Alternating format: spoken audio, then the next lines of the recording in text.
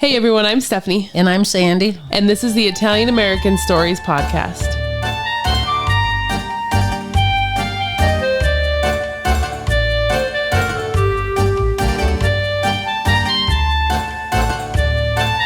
So another day, another recording. We're doing pretty good. Yeah. Took a little hiatus there for a while from recording. Right. And today we're actually diving into another edition of Tales from the Archives, which we haven't done one of these in a really long time. They're fun to do. I like the short stories, and there are all these articles that I wanted to turn into full episodes, but just didn't have enough. But we're still going to share. All right, so let's go ahead and dive on in. The first tale that we're going to do, it comes from the Kalamazoo Gazette out of Kalamazoo, Michigan, which all of that is so fun to say. Yeah. Kalamazoo. And this article is dated August 18th, 1895. And the headline reads, "Doors Impressed Her. Broadway Moved to Wonder by the Prayer of an Italian Girl." So that's kind of a weird headline, but I think it will make sense as I read the article. So the article starts, "The girl looked to be about 16 years old. She and the elderly man, evidently her father, who walked beside her, were two typical immigrants from Italy. They had apparently just landed at the Battery and were walking up Broadway," says New York Sun. "The man carried a big plaid carpet bag under each arm, while the girl had an old-fashioned satchel. She wore no hat, and her coal black hair hung in berets down her back. She was prettier than the average of her race." Jeez. All right. She and her father, though, finding their luggage very heavy, kept looking at the tall buildings on each side of the way in open-eyed wonderment. Every once in a while, the girl would utter an exclamation to her father, who would shake his head approvingly. They were walking on the west side of Broadway and had got as far as Trinity Place. The girl looked at the tombstones in Trinity Churchyard through the high iron railing for a moment and then started on again.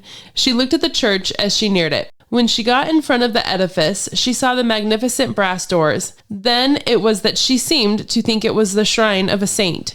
She called to the elderly man, who immediately removed his hat. The girl dropped upon her knees and crossed herself. She began to pray so earnestly that she did not notice the crowd that was rapidly forming around her. A big policeman did, though, and he elbowed his way through. He looked at the girl and hesitated.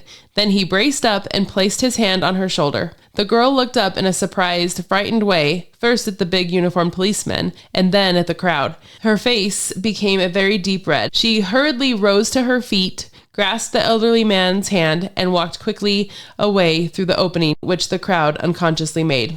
"I had to do it," said the policeman apologetically to the crowd. "If I didn't, there would be a complaint against me about letting a crowd collect. I felt sorry for the girl, of course, but it's a very common thing for Italian immigrants to mistake these doors on the Trinity for the shrine of some great saint." It's just kind of a cute little article. Yeah.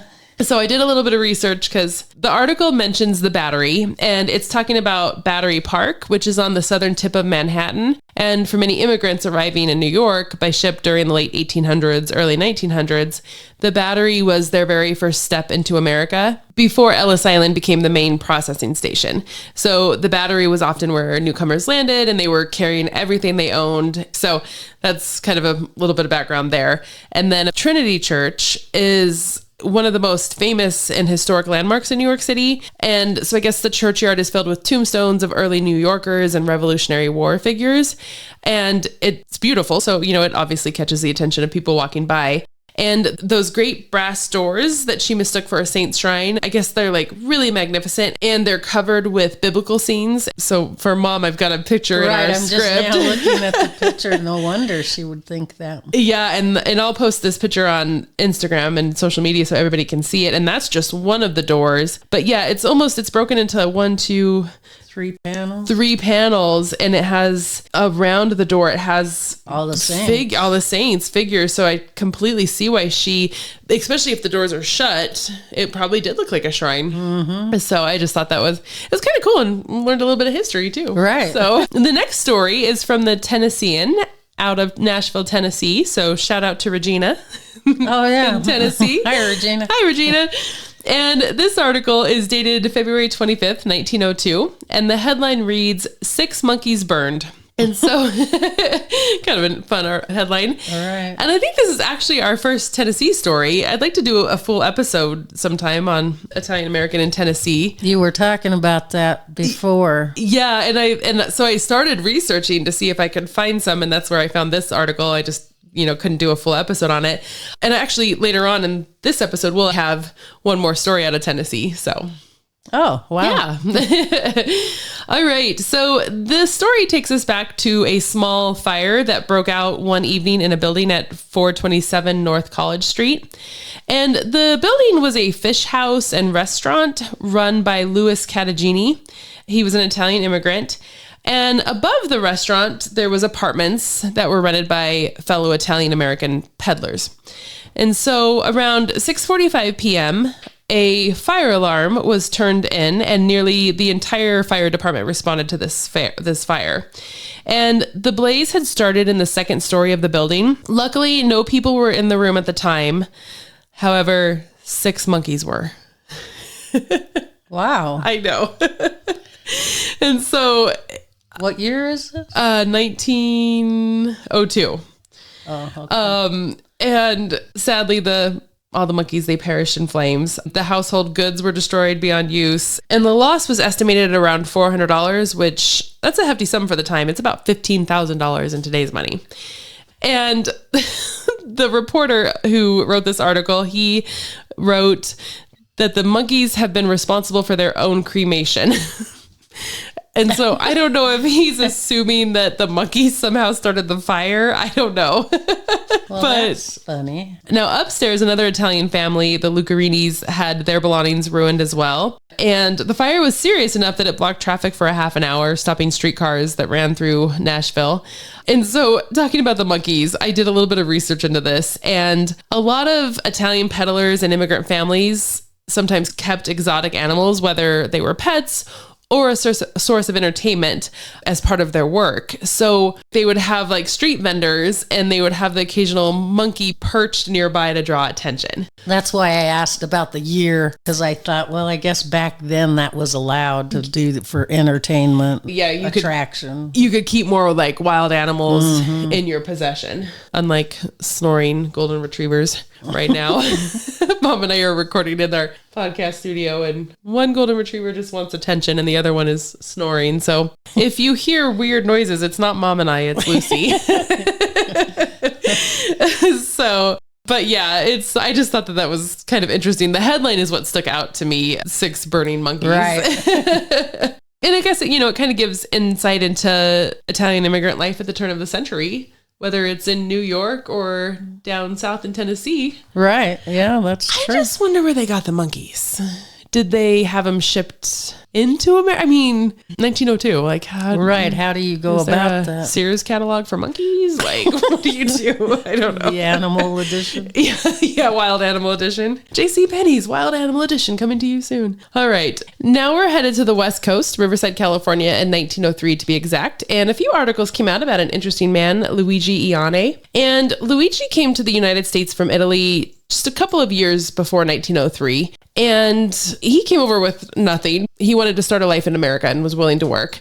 And he started working in Riverside, California. He would work in the orchards, do ranch work, just odd jobs, and only earning about $1.50 to $2 a day to support his wife. And he was also sending money back to his mother in Italy. Despite his humble position, Luigi had a really rare gift. He was an amazing sculptor at heart. And his chance came to prove this when a staff artist quit in the middle of a project at the Carnegie Library in Riverside, California. And somehow Luigi found out about this, and he asked if he could try finishing the work. And he did it so skillfully that the trustees hired him to carve 2 Corinthian columns for the building's grand entrance. Oh, wow. That's pretty amazing. Yeah. So for 6 weeks, Luigi would work night and day on these columns, and he poured every ounce of himself into this project, but he loved it versus his labor jobs like on the ranch or the orchard. Yeah. He loved doing this every day. And the papers marveled that he created the most beautiful, intricate work. Even though it paid almost nothing, he was actually making more money at his manual labor jobs. That's kind of amazing, because you would think they would pay big money for, well, maybe to somebody else. Kind of walked into it and said, I'll take over. But I agree with you, if it wasn't an Italian immigrant, probably. Right. Yeah. So local leaders, though, they did take notice. And another Italian artist, S.S. Niccolini, he urged the library trustees to actually keep Luigi employed so that his talents wouldn't be wasted. And reporters described him as someone who, with proper training and support, could be more than a laborer, and that his work was worthy of a great artist. So I think he had a lot of people backing him. That's good. 'Cause you have that kind of talent. I'm glad somebody's coming up and helping him out. Me too. And one article even noted that he hadn't reached the stage of treating his art like an industry. And they said he works by untimed scale and begins and quits with the stroke of the bell. His heart is in his work and his pride is the product of his hands. That was his passion. He loved doing it. Right. That's what I was just going to say. But in spite of his gift, Luigi still had to scrape by, taking whatever jobs he could because, again, they didn't pay him enough to keep doing this art. You know, he couldn't support his family. But the newspapers kept painting him as a man of deep talent. They would say he's a sculptor doing odd jobs, a genius who might otherwise have gone unnoticed. This was all I could find on him. So it sounds like he did those few jobs for the city and then that was it. Well, hopefully somebody else recognized his talent. It'd be interesting to see if his work is still displayed or are those columns still there in Riverside, California. So now we're going to head to Detroit, Michigan. This story comes from the Detroit Free Press and is dated December 31st, 1929. The article, it captures the mix of youthful romance, petty crime, and a touch of humor in the courtroom, especially because there's a detail in here about missing pants that we'll get into. So, oh dear. I know. So like I said, it's December 1929 in Detroit, and 20-year-old George Ferraza, he was accused of stealing an automobile. Now, George was not going to go down without a fight, and neither was his high school sweetheart, 15-year-old Eleanor. In fact, she was determined to save him. So keep in mind, 20 and 15-year-old, that's a big difference. It is also 1929. So when the trial began, Eleanor took the stand and tried to save her boyfriend by giving him an alibi. She said that on the very night the car went missing, she was on the phone with George. In fact, she remembered the call so clearly that she pulled out her diary and pointed to the entry. So according to Eleanor, she and George had been talking for a full 25 minutes, so there was simply no way he could have been out joyriding in a stolen vehicle. But the prosecution had another witness, 18-year-old Robert Swem, who admitted that he was part of stealing this car. And he testified that George wasn't just involved, but George was the one behind the wheel. So there's some contradictions here. Now, when George... Also on the phone, too. Yes, he was also on the phone. Somehow they had a cell phone in 1929. So now when George made his own defense, he told the jury he couldn't have stolen the car because he didn't have any pants. So his only pair of trousers was at the tailor's being pressed at the time. And, well, you can't exactly go out committing crimes without them.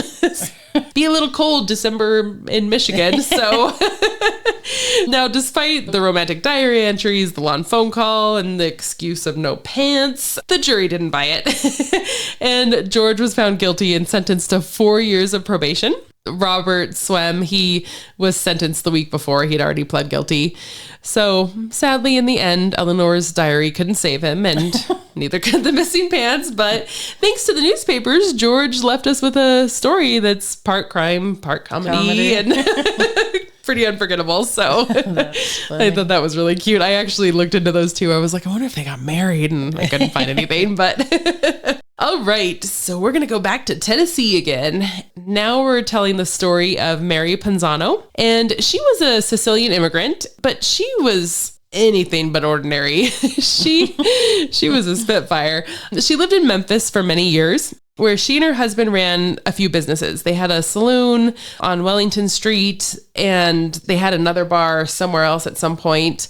But life as an immigrant woman wasn't easy, and Mary's name, she often made the newspaper, not always for quiet reasons, but at one point, her saloon was called Panzano Saloon. It fell under police scrutiny. So Mary had been purchasing barrels of whiskey that turned out to be stolen.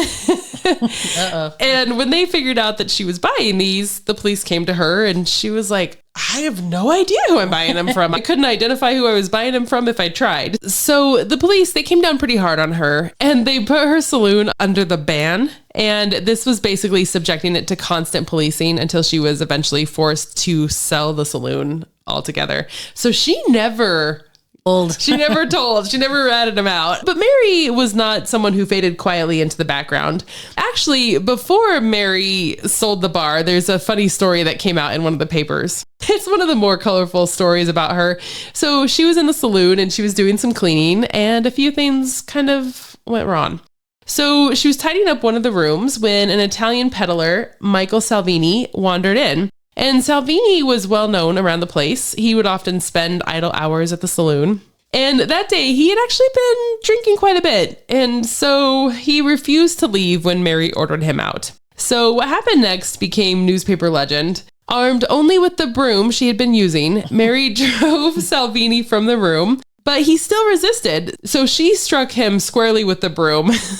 And the blow was so fierce, it broke the broomstick over his head and sent him crashing to the floor with a heavy thud. Oh, wow. Yeah, so she was over it. The reporter described her as a quick-tempered and fiery Sicilian dame, defending her home with the raw strength of her will and her broom.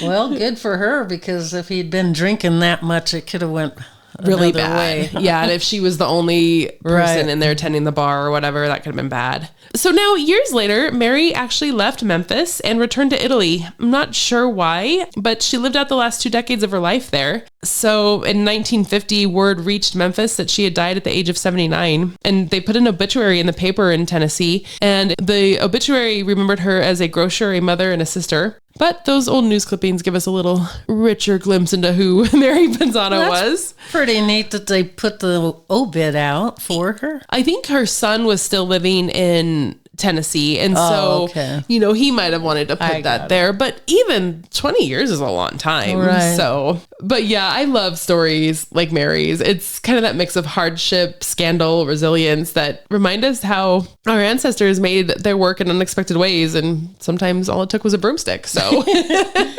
that's cute. Now, this next story, oh man, it's actually our last one for the episode, but I really wanted to turn this into a full episode. I found this woman fascinating, but I couldn't get enough information. Her name was Celeste Coari, and she was known in Chicago as the Nut Queen. She was actually born Celeste Antonia Calamare, and in the late 1800s, she would build one of the most remarkable success stories of what I believe that time, and especially for an Italian-American immigrant. So Celeste, she was born in Italy in 1873 and came to America as a teenager. And at just 15 years old, she married Luigi Coari, another Italian immigrant. And the couple, they quickly started a family. They first had a daughter, Madeline, and then a son, Frank, the next year. But her life would change dramatically in 1894 when Luigi died all of a sudden, really young. Oh, wow. Yeah. So leaving her a widow at only 21 years old and 2 children to support. So I'm not sure what happened, but whether it was a work accident or...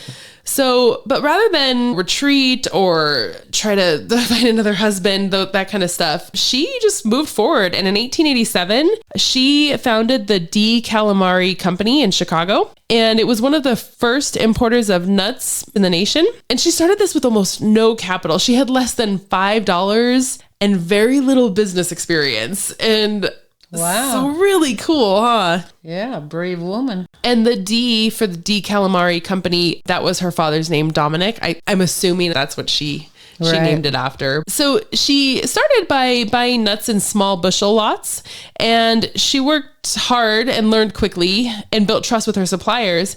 And by the early 1900s, the newspapers were already calling her a phenomenon. A 1903 article described her as a woman who had practically gained control of the nut market of Chicago. So she had like an empire going on there. Yeah. Pretty cool. She must have had quite the personality. I think so. I bet she did. Yeah, and the gusto to move forward. That's what I was just going to say. I think also that and determination. Determination, yeah. I like gusto better. That's a cooler word. It was kind of funny. They had all these names for her. So another article in 1907 called her Chicago's Nut Queen. Just marveling that she had grown from nothing to this massive business. Her business became worth thousands of dollars. But she was known for her modesty. She avoided publicity. I think a lot of the newspaper articles who were like in awe of her wanted to interview her, and she just wanted nothing to do with that. She was just wanting to make a business, and that was pretty much it. And Celeste, she never stopped working. She kept the business alive and thriving for decades. She raised her children, endured the loss of her husband, and she was remembered as someone who, quote, lived with happy thought, and her sharp Italian eyes were always cheerful, even as she navigated the demanding world of business. Wow. Pretty cool. Strong woman. She was. So by 1930s, the family business, it was still making headlines. And in 1938, her son, Frank, he was actually running the business. But Celeste, she did remain active in the company until her death in 1952 at the age of 80. And her obituary reminded readers that she had established the company way back in 1887 and had stayed at its helm for more than 60 years. So it survived. It survived, yeah. And she was buried at Mount Carmel Cemetery and left, her children and grandchildren quite the legacy as one of the first Italian-American women to dominate an industry in Chicago. So she never remarried neither. She never remarried that I could find. She took it all on her own. Till the son grew up. Exactly. And then he took over the business. But I mean, what an extraordinary life. Right. Like, widowed. She was basically a teenager because she was younger than Luigi when he died. Right. With 2 children But yeah. She's a strong woman. She was. But that wraps up another Tales from the Archives. We had everything from widows who built empires to fiery saloon keepers, young love, odd headlines, occasional monkeys here and there. So, but I do love these stories because they just remind us that history is never dull, whether it's Italian American history or just history in general. But if you enjoyed this episode, please follow us, subscribe to our podcast. We're on all of the streaming podcasts. We're on social media. You can find us there and all the great pictures that we have to post. Yeah. So that was fun. Well, we hope you enjoyed listening to these Tales from the Archives, and we hope you come back to listen to more stories about Italian Americans. See you next time. See you next time.